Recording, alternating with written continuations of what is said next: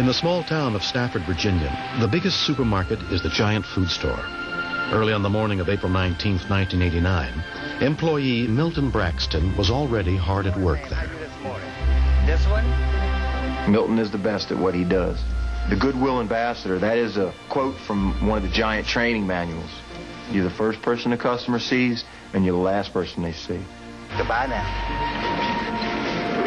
Instead of attending a breakfast honoring him as the employee of the month, Milton had chosen to come to work as usual. Teresa Vowell was just finishing her weekly grocery shopping with her friend Linda Fisher. She had a lot of stuff to do. I only had a few things to pick up. Teresa went her way, I went mine. I did what I had to do, checked out. 4 months pregnant with her third child, Teresa put her daughter in the car with her friend Linda. She then drove them around to the loading zone to pick up her 8 bags of groceries from Milton.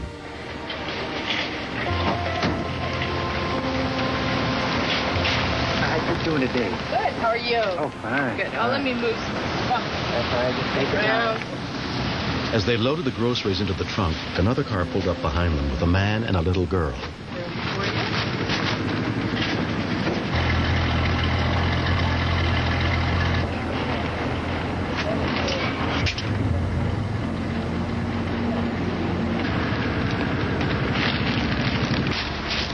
What's wrong with today? You got a lot of them today. I turned around, saw a little girl running around in the front seat with the car in back of us.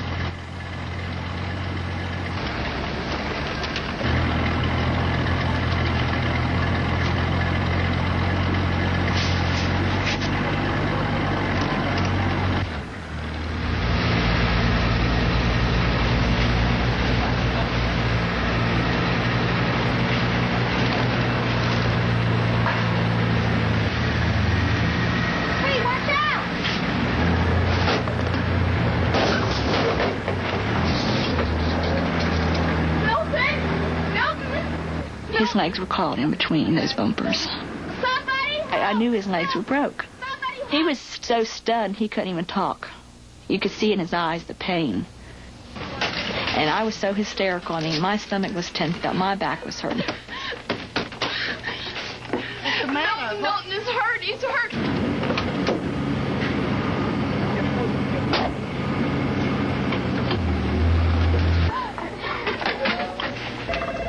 A call was placed to 911. Stafford 911 emergency. The call came in at 10:05 a.m. A rescue squad was immediately dispatched.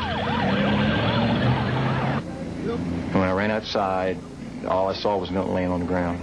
Milton, you all right? What happened? Grocery manager Tim Conklin came out as soon as he saw what had happened. At that time, somebody screamed, "Get a blanket, he's going to go into shock." You just hang on. I called my mother, told her what had happened. I had real bad cramps in the front, the lower part of my stomach, and in my back. It felt just like that I was going to have a miscarriage with that baby. Okay, let's put that on. Outside, Teresa tried to comfort Milton. Milton said, "I can't really feel my legs, Teresa." And I said, "Well, you're going to be just fine." EMTs Bobby Talley, Lena Branham, and John Peterson arrived within a few minutes of the call.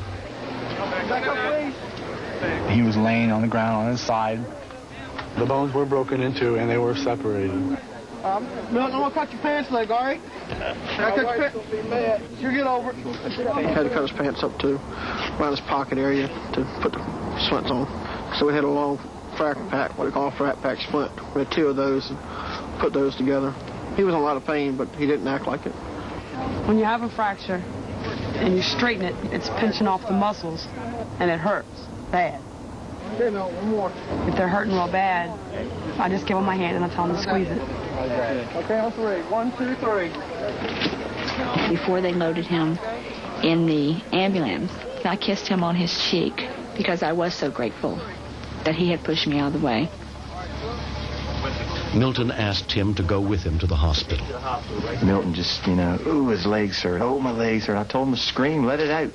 But he's not that type of person. Soft-spoken, easygoing guy. Didn't want anybody to know he was in any kind of pain. And baby's positioned to to this side. Subsequent sonograms taken by Teresa's obstetricians seemed to show nothing wrong with the fetus. But had she been hit by the car, it would almost certainly have caused a miscarriage. Milton Braxton's legs were both broken when he was struck by the car. He spent 2 weeks recuperating in the hospital. And we stuck a little red basket on the top of the safe and put a little sign on it that said Milton's mailbox. You know, I mean, people drop 10 and 15 cards in there a day. Oh, yes, indeed. It was enough to do it to cover the whole wall. And then some. We can go back to 8 months after the accident, Milton is still undergoing physical therapy, hoping he'll soon be strong enough to return to work. Well, it's typical of him to do something like this, to out of his way to help somebody else. It wasn't surprising to me when I heard what he had done. I don't mind helping anybody. And I figured one would need both of us to get hurt, so I just shoved her out the way. And now I take a chance on getting out the way, after I get her out the way myself. But I couldn't do it, and I just got hit. I feel like he's like my guardian angel, because without him there, this baby, it means so much to me to carry Holly.